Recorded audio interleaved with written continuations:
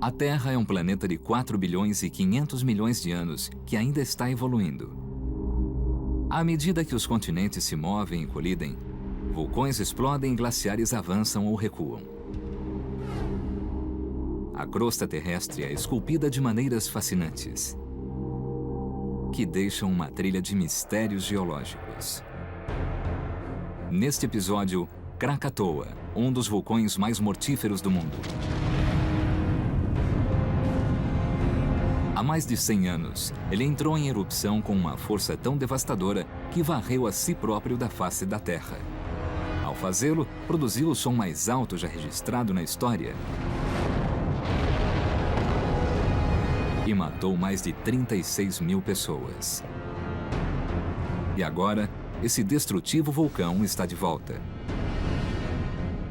Geólogos investigam um dos vulcões de crescimento mais rápido no mundo em busca de pistas que indiquem se e quando o Krakatoa voltará a explodir com a mesma força cataclísmica. Enquanto estudam as rochas, as respostas que encontrarem serão outras peças no quebra-cabeça sobre como nosso planeta nasceu. Krakatoa.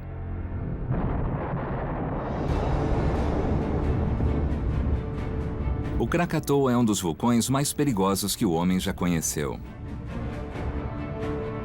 Quando entrou em erupção em 1883, a explosão foi ouvida em quase 10% da superfície da Terra. Foi um alerta que anunciou para o mundo o incrível poder dos vulcões. O local da monstruosa erupção fica entre as ilhas indonésias de Java e Sumatra, no Estreito de Sunda.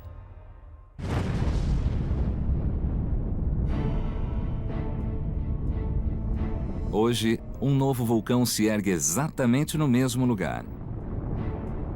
Seu nome é Anak Krakatau, ou Filho do Krakatoa. No momento, encontra-se numa fase nova e extremamente perigosa. O Dr. Charles Mandeville veio até aqui para ver se o filho um dia será tão destrutivo quanto o pai, e se a história está prestes a se repetir. Muito está em jogo. 1 milhão de habitantes de Java e Sumatra, que moram a até 80 quilômetros do vulcão, estão em perigo.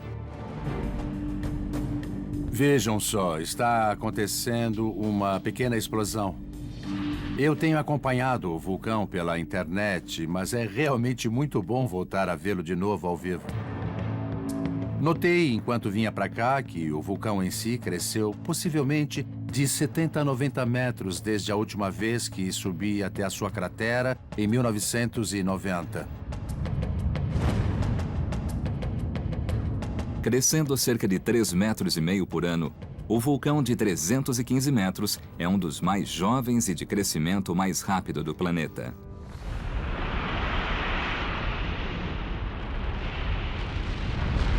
Essa impressionante filmagem mostra seu nascimento explosivo em junho de 1927, quando rompeu o solo oceânico e se elevou das profundezas.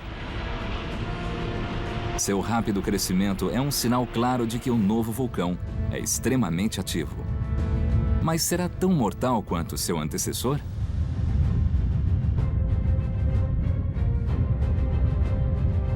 As erupções são sempre acompanhadas por uma série de tremores de terra.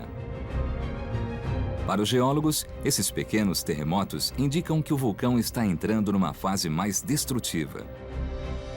Eles instalaram sismógrafos nas encostas do Anak para registrar sua atividade subterrânea. Mas os pequenos terremotos não são o único sinal de um vulcão perigosamente ativo. Uma pista mais sutil está sob os pés de Mandeville.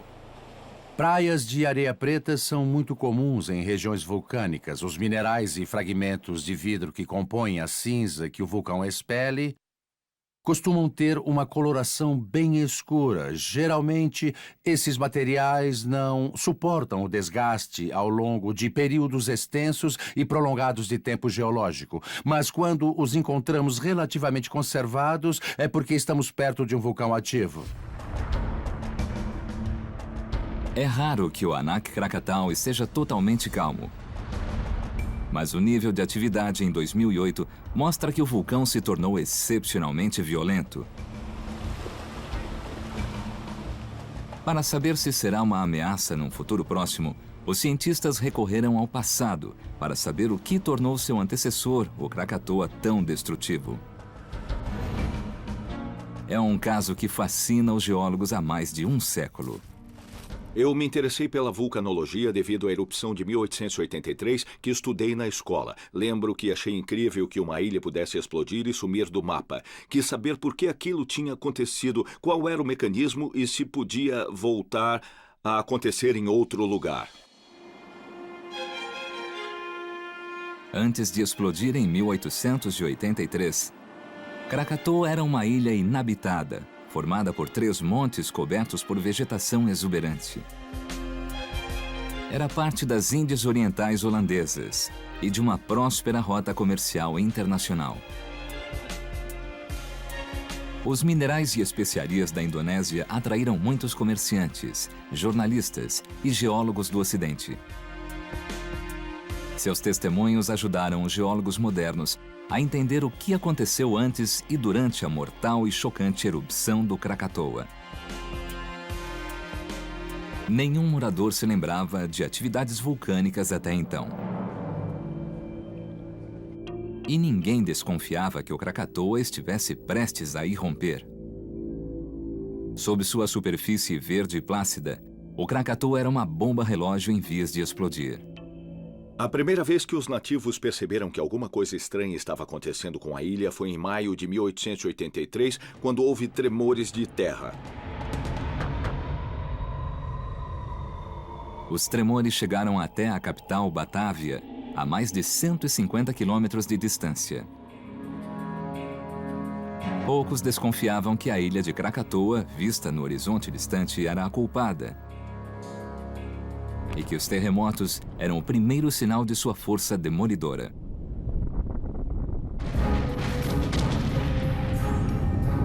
Então, em 20 de maio de 1883, Krakatoa revelou que não era apenas uma ilha.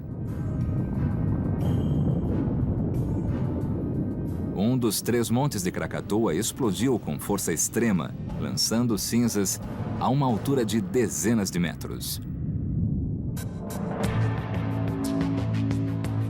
Mas, após essa explosão inicial, a atividade pareceu cessar. Os habitantes respiraram com alívio. Achando que era seguro, o governador das Índias Orientais holandesas enviou um grupo de geólogos até a ilha, onde observaram com espanto a paisagem queimada e a cratera fumegante. Seus relatórios detalhados ajudaram os geólogos modernos a entender o que estava por trás da imensa força do Krakatoa. Uma descoberta central foi uma camada de pedras pomes sobre a costa da ilha.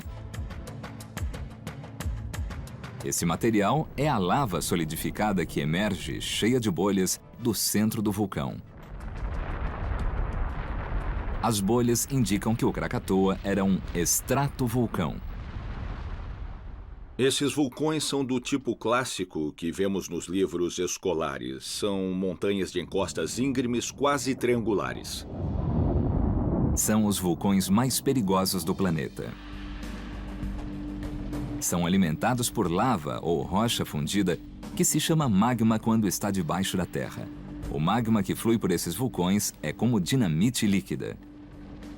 Os estratovulcões são perigosos devido ao tipo de lava que expelem. A lava que os estratovulcões expelem é muito espessa e viscosa. E o perigo é que essa lava contenha grandes quantidades de gás.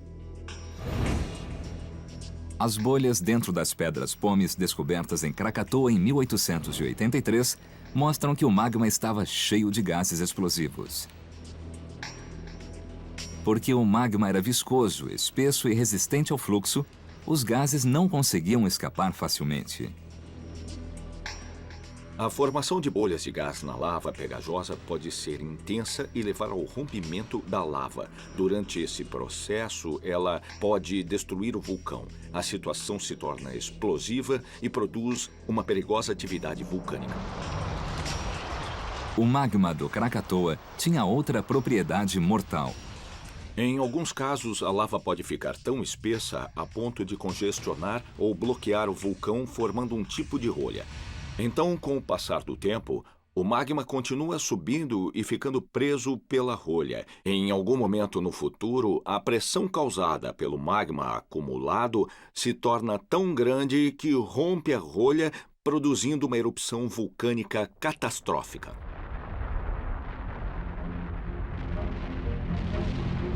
Foi exatamente o que aconteceu em Krakatoa em 20 de maio de 1883. Durante o verão, o vulcão se acalmou um pouco, mas foi a calma que antecede a tempestade. A investigação sobre a força mortal do Krakatoa produziu evidências importantes. Hoje, os frequentes terremotos em Anak Krakatau indicam que o vulcão continua perigoso.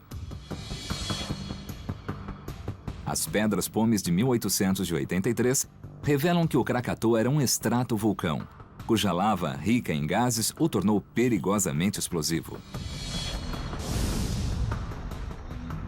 A erupção do Krakatoa em maio de 1883 foi espetacular, mas sob a superfície, o vulcão se reabastecia. Sem que ninguém soubesse, uma erupção ainda maior se preparava em silêncio.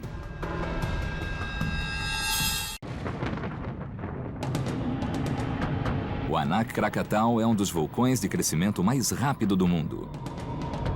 Ao investigar seu perigo para a região, os geólogos voltaram ao passado para entender o que tornou seu antepassado tão mortal. Em 1883, exatamente 100 dias depois da primeira explosão, o Krakatoa mostrou sua verdadeira força. A última fase da erupção começou às 13 horas e 6 minutos de 26 de agosto.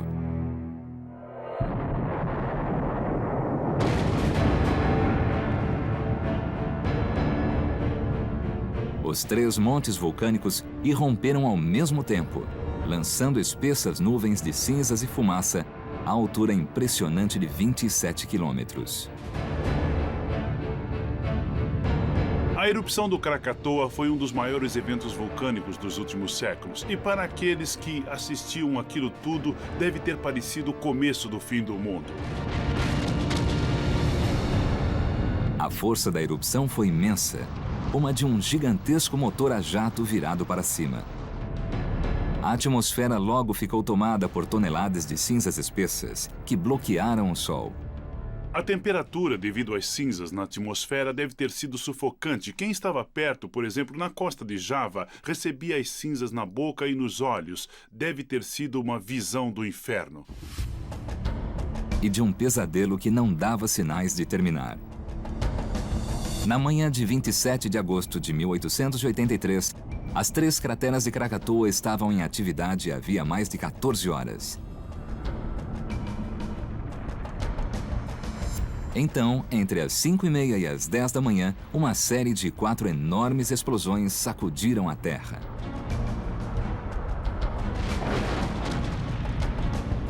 O barulho foi tão alto que pôde ser ouvido a 3.000 quilômetros de distância, no deserto australiano.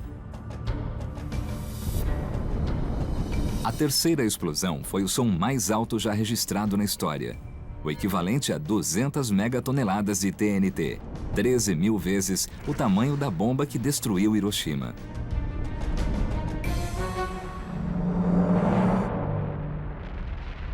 O que criou essa extraordinária explosão? A busca por respostas levou o geólogo Charles Mandeville à ilha de Hakata. A pequena ilha já foi parte da antes imensa Krakatoa. O registro das atividades do vulcão de 20 de maio a 26 e 27 de agosto está representado nesta ilha por depósitos em camadas que estão preservados na selva. É uma mina de ouro para um vulcanólogo que tenta reconstruir os eventos do passado, porque cada um dos depósitos diz algo específico a respeito das atividades do vulcão. Esta pedra-pome foi lançada do centro do vulcão em 1883. Segundo Mandeville, ela contém a chave para entender as forças que destruíram Krakatoa. O que tenho aqui é uma pedra-pome mista ou combinada. Ela indica que 2 tipos de magma se misturaram durante a erupção do Krakatoa em 1883. As faixas evidenciam os 2 tipos de magma no interior do Krakatoa. A listra mais clara representa o magma mais frio e rico em gases presente durante a erupção de maio. A erupção não esvaziou totalmente a câmara magmática. Em agosto, esse vazio foi preenchido por um magma escuro e incandescente que emergiu das profundezas. Os 2 magmas se misturaram, criando um coquetel letal. O calor intenso do magma escuro fez com que as grandes quantidades de gases do magma claro se expandissem.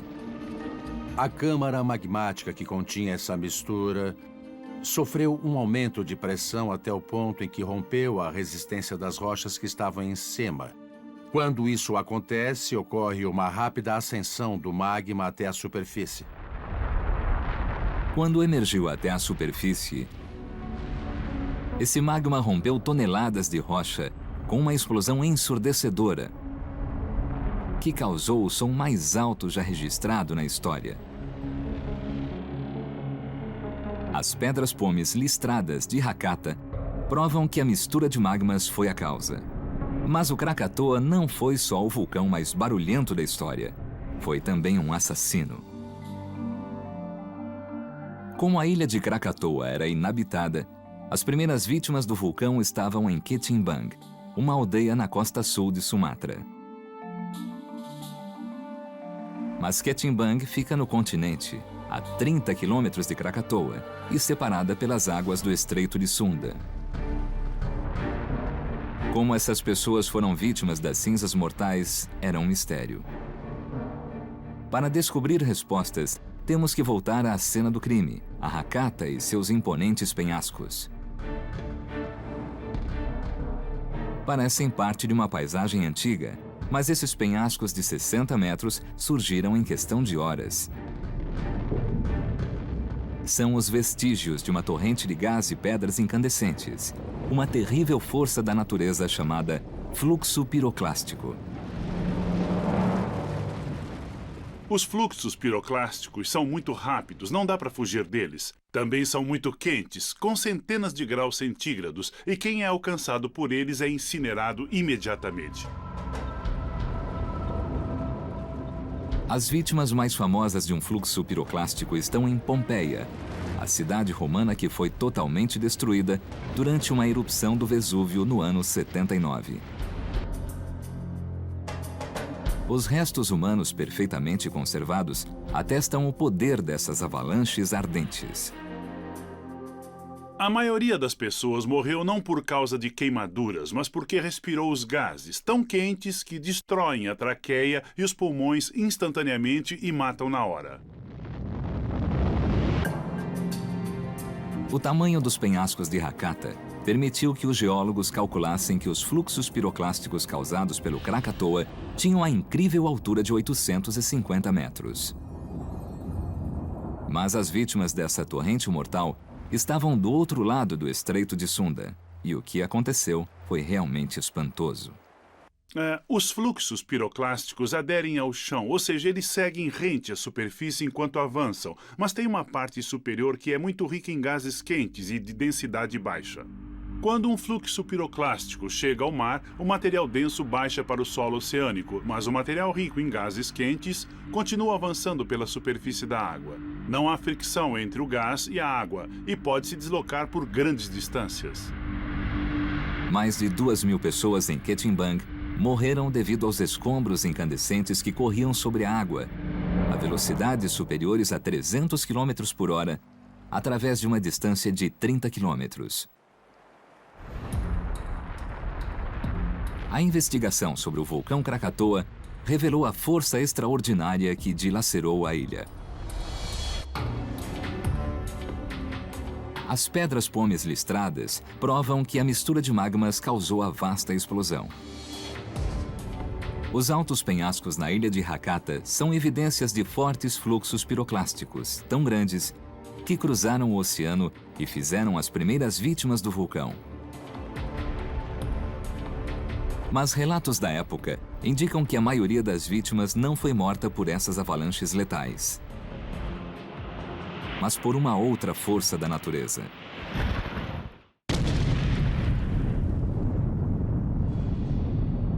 Em agosto de 1883, ocorreu a segunda e mais letal erupção do Krakatoa.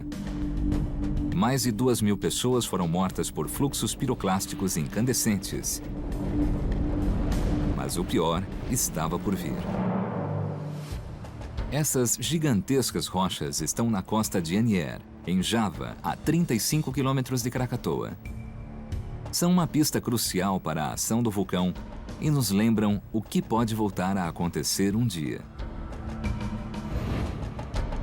São feitas de coral, que só cresce debaixo d'água. Então, uma força imensa liberada pelo Krakatoa deve tê-las trazido para cá. Esses fragmentos de tijolos são outra peça do quebra-cabeça. São os únicos vestígios de um farol que outrora foi uma das construções mais fortes da costa de Java, mas que não resistiu ao Krakatoa. Estou no alto do novo farol de Anier, 36 metros acima do nível do mar, erguido 2 anos após a erupção do Krakatoa em 1883. Do velho farol lá embaixo só restaram alguns tijolos, porque foi varrido por um enorme tsunami.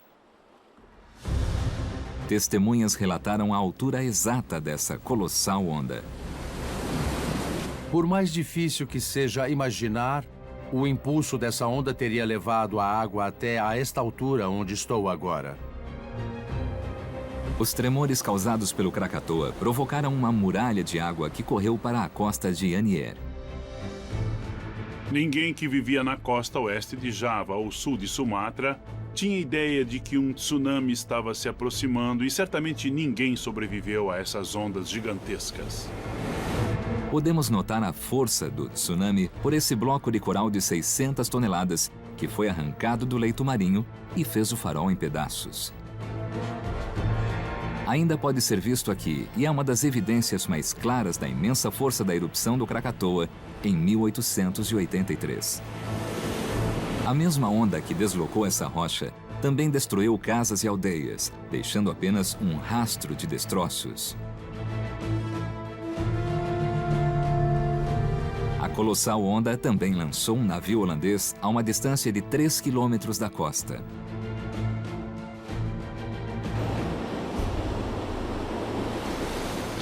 O imenso tsunami ceifou a vida de mais de 34.000 pessoas. É possível que os moradores das aldeias do oeste de Java e sul de Sumatra tenham pensado: o vulcão está lá longe, é uma ilha que não pode nos afetar.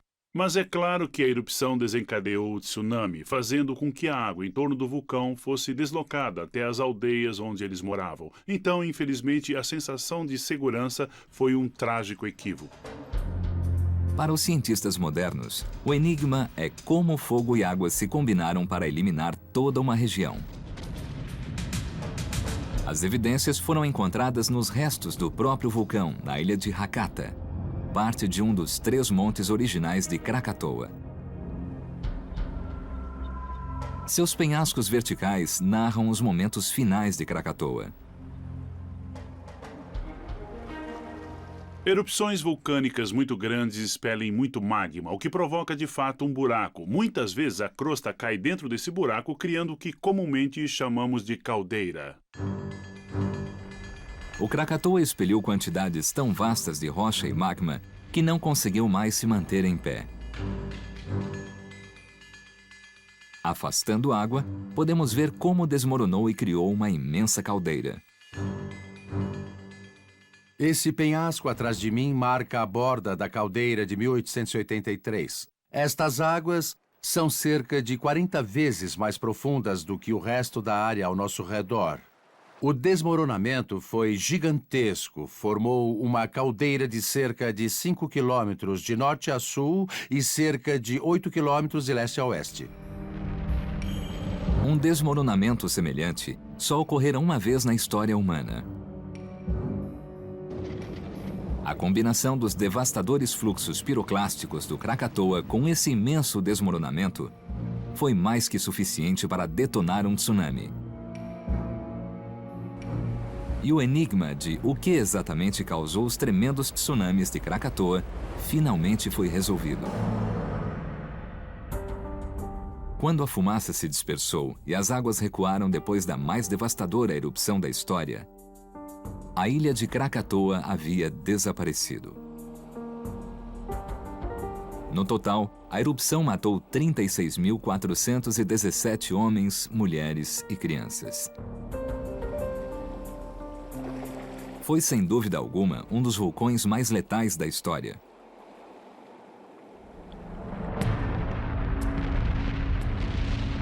Mas enquanto investigavam a erupção de 1883, os cientistas descobriram antigos fluxos de lava ocultos na selva e no leito marinho. O demolidor vulcão já atacara antes. Mas, ao datar os fluxos de lava, os cientistas se depararam com um problema. A datação por carbono conseguiu situar a erupção apenas entre o século I e o século XIII, um intervalo de 1.200 anos.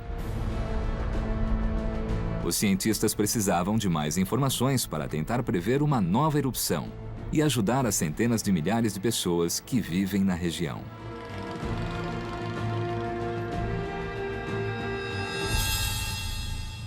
A trilha de evidências em Krakatoa esfriara literalmente.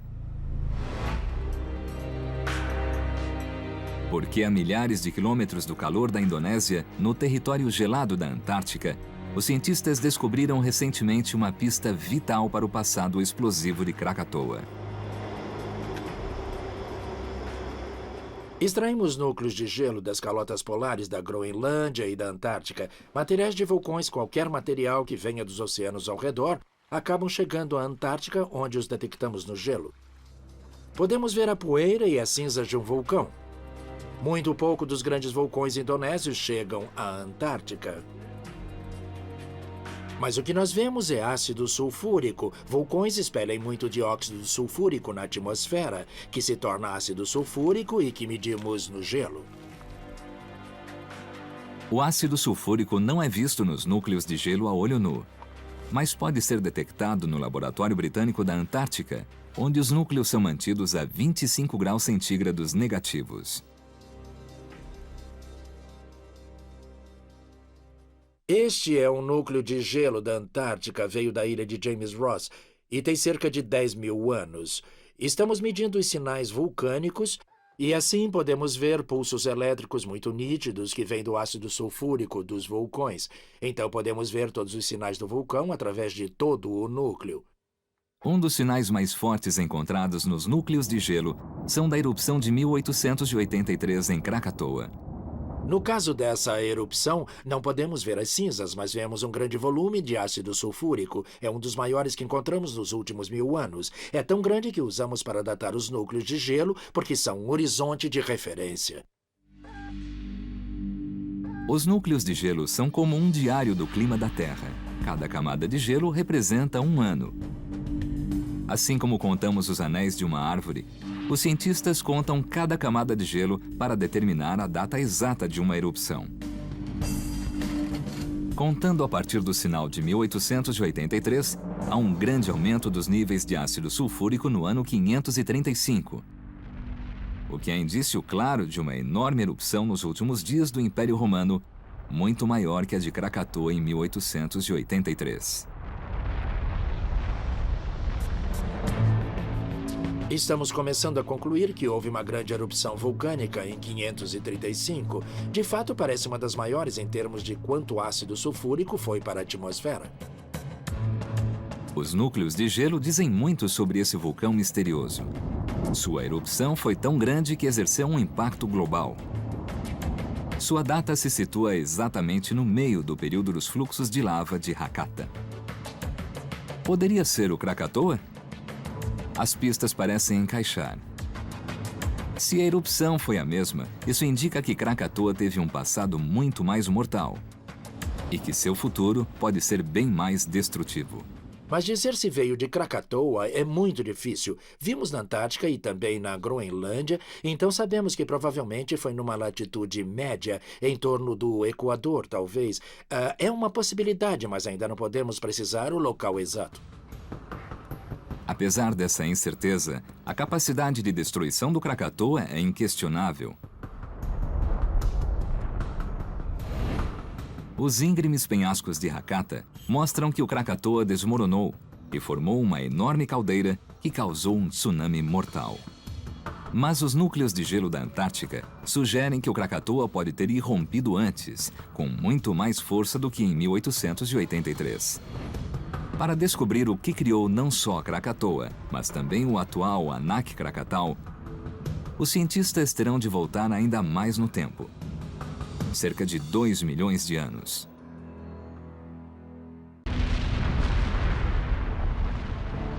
A fonte da espantosa força do Krakatoa permaneceu um mistério durante séculos. Uma pista é sua localização. A Indonésia contém mais vulcões do que qualquer outro lugar da Terra. A Indonésia é um tesouro para os vulcanólogos, simplesmente porque evidências de centros vulcânicos que duraram vários milhões de anos estão disponíveis para observação e estudos. Existem 21 montanhas de fogo somente na ilha de Java, que tem o mesmo tamanho do estado de Nova York. O Parque Nacional de Tengger Bromo, no leste de Java, é uma das zonas vulcânicas mais ativas da Indonésia. Ver uma paisagem como essa nos ensina a ser humildes, porque nos mostra que existem forças em ação que excedem muito tudo que a humanidade é capaz de construir. Mas ninguém podia explicar por que existem tantos vulcões numa área tão pequena. Uma descoberta central é que a Indonésia fica ao lado do famoso Círculo de Fogo, uma cadeia de vulcões que se estende por todo o Oceano Pacífico. Nos anos 50, o geólogo americano Harry Hess começou a pesquisar a inovadora hipótese da propagação do leito oceânico, que lançou as bases para as placas tectônicas. A dinâmica das placas tectônicas baseia-se na ideia de que nosso planeta não é uma esfera perfeita e contínua. É composto por 8 grandes placas tectônicas que empurram e se chocam umas contra as outras. As placas são movidas pelo calor do centro do planeta. Na Indonésia, as placas colidem com mais rapidez do que em qualquer outro lugar da Terra. Os vulcões são criados quando a placa oceânica mais pesada é empurrada sob a placa continental, mais leve. É uma zona de subducção. Quando a rocha é empurrada mais para baixo, derrete produzindo magma. Ao longo de milhares de anos, forma uma vasta câmara magmática, quilômetros abaixo da superfície da Terra. Com o tempo, a pressão do magma se torna grande demais para a crosta terrestre. O magma força a saída para a superfície, causando uma tempestade de cinzas e lava fervente. Assim nasce um vulcão. No caso da Indonésia, trata-se de uma nação composta quase inteiramente por vulcões. A maior parte da Indonésia é de fato composta por vulcões que começaram a se formar em algum lugar abaixo do nível do mar, emergiram à superfície, expandiram-se como ilhas e se combinaram formando volumes de terra maiores que hoje compreendem a nação indonésia. Usando a teoria da tectônica das placas, os cientistas podem voltar no tempo. Há 45 milhões de anos, a placa australiana começou a se deslocar rapidamente para o norte. O arquipélago da Indonésia passou a emergir do oceano no ponto onde as duas placas colidiram. Um grande número de vulcões entrou em erupção enquanto a placa australiana era empurrada para as profundezas da Terra. O Krakatoa foi o produto das mesmas forças. O vulcão foi criado há 2 milhões de anos, quando nossos ancestrais humanos davam seus primeiros passos vacilantes. Então, o fato de que sob o Estreito de Sunda, na Indonésia, todos esses processos se davam a cerca de 120 quilômetros da superfície, acabou tornando inevitável a existência de um vulcão como o Krakatoa e também sua catastrófica erupção.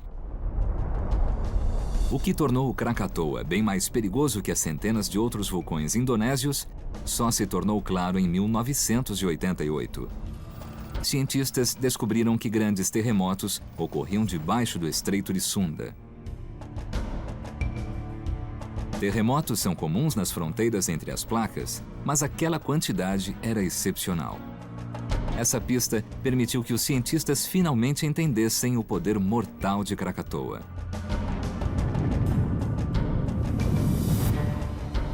Sob Krakatoa, no meio do Estreito de Sunda, a zona de subducção contém uma imperfeição que distorce e rompe a crosta da Terra e fornece ainda mais material para encher a câmara magmática de Krakatoa.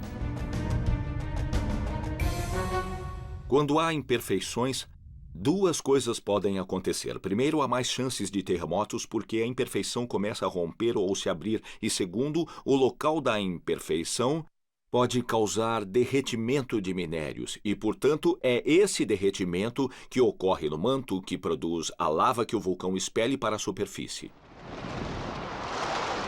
Finalmente, as origens de Krakatoa foram reveladas. As centenas de vulcões da Indonésia mostram que o país jaz sobre um instável limite entre as placas. E o número alto de terremotos indica que Krakatoa ergue-se sobre uma falha mortal dentro dessa zona. Mas os cientistas podem usar esse conhecimento para prever o futuro de Krakatoa? Hoje, essa previsão é mais importante do que nunca, porque o vulcão voltou e cresce a cada dia.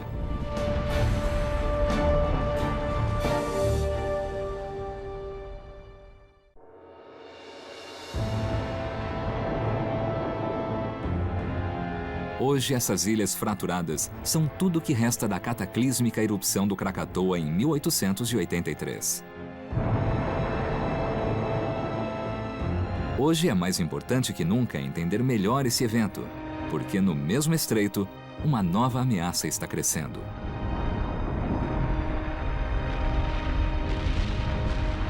O Krakatoa está de volta, na forma do Anak Krakatau, que significa o filho de Krakatoa. E esse descendente agora mostra sinais de violência. Como uma fênix que emerge das cinzas, o Anak Krakatau cresce diretamente sobre o local do vulcão Krakatoa, levando os cientistas a concluir que se alimenta da mesma câmara magmática nas profundezas do Estreito de Sunda. Essa herança mortal significa que o Anak pode se tornar um dos vulcões mais perigosos da Terra. Mas essa ameaça é iminente? Desde sua explosiva origem, em 1927, o Anak entrou em erupção de modo frequente e violento. Um dos vulcões de crescimento mais rápido do planeta, essa montanha de 315 metros é um espetáculo. Prever exatamente quando outra grande erupção se dará é difícil, mas há pistas. Tremores subterrâneos são um sinal claro de que o magma nas profundezas do vulcão começa a se deslocar. Sismômetros instalados no vulcão indicam quando as rochas se fraturam, não só na chaminé, mas na subsuperfície, o que anuncia a chegada de magma novo e fresco ao edifício do cone. Esses detalhes são transmitidos via rádio a uma estação de monitoramento no continente, que funciona 24 horas por dia. A escala para medir a ameaça é simples e vai de 1 a 5. Acima de 3, o alerta vermelho é acionado. No momento, oscila em torno da zona de perigo, o nível 3. O tipo de magma dentro do vulcão é outro critério para avaliar o potencial de uma grande erupção. Mas é impossível testar o magma em si, pois ele fica a muitos quilômetros da superfície da Terra. Sendo assim, resta examinar o material que foi ejetado do vulcão. As bombas de lava. Isto aqui é uma bomba de escória de andesina basáltica que provavelmente foi arremessada de uma chaminé a uns 1.200 metros daqui. E podem imaginar que ser atingido por isto não seria muito bom. Essas bombas podem chegar ao tamanho de uma geladeira ou uma televisão, o que as torna ainda mais letais, principalmente a uma velocidade de 190 km por hora. A análise dessas pedras, feitas de andesina e basalto, permite entender a composição do magma subterrâneo. Parte do que isto indica é que a composição dos magmas expelidos pelo Anak é diferente dos magmas ejetados na erupção do Krakatoa em 1883. Continha muito mais sílica e era de cor bem mais clara, variando de bege a quase branco. Quanto maior o conteúdo de sílica, mais viscoso é o magma. E foi o que contribuiu para a explosiva erupção do Krakatoa em 1883. Os gases explosivos ficaram presos no magma e a pressão foi se acumulando com o tempo. Felizmente, a cor escura das bombas de lava do Anak Krakatau indica que o magma tem pouca sílica e que os gases explosivos ainda não chegaram ao nível crítico de 1883. Mas isso pode mudar. Ao longo dos anos, um magma como este pode, de fato, evoluir e se tornar algo muito explosivo. À medida que o Anak Krakatau cresce, o magma se tornará mais espesso e viscoso. Como aconteceu com seu antecessor, o espessamento do magma poderá bloquear a chaminé. Esse silêncio pode sinalizar um desastre. Significa que a pressão pode estar se acumulando no interior. Se aumentar demais, a Indonésia poderá ser palco de outra explosão cataclísmica.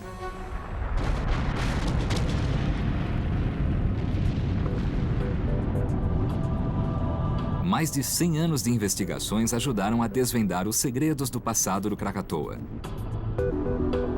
E ofereceram aos cientistas evidências sólidas de que o Anak Krakatau segue seus passos. As pedras pomes de 1883 sugerem que o Krakatoa foi um mortífero estratovulcão. As faixas nas pedras mostram que a colossal explosão de 1883 foi causada por um jato de magma incandescente. Foi isso que fez o vulcão em pedaços. Vestígios de fluxos piroclásticos com o dobro da altura do Empire State Building e a imensa caldeira revelam a escala monumental da erupção do Krakatoa em 1883. Porém, o mais preocupante é que a posição do Anak Krakatau, próximo ao Círculo de Fogo e logo acima de uma falha na zona de subducção, indica que uma grande erupção futura é inevitável. A atividade do Anak Krakatau que nós presenciamos hoje é de fato quase uma continuação da atividade vulcânica que ocorreu em 1883. Podemos ter outra erupção aqui da escala da explosão do Krakatoa em 1883. A erupção de 1883 pode ser a mais famosa, mas os geólogos têm certeza de que não terá sido a última. O Krakatoa voltou a se elevar, provando mais uma vez que a Terra nunca descansa.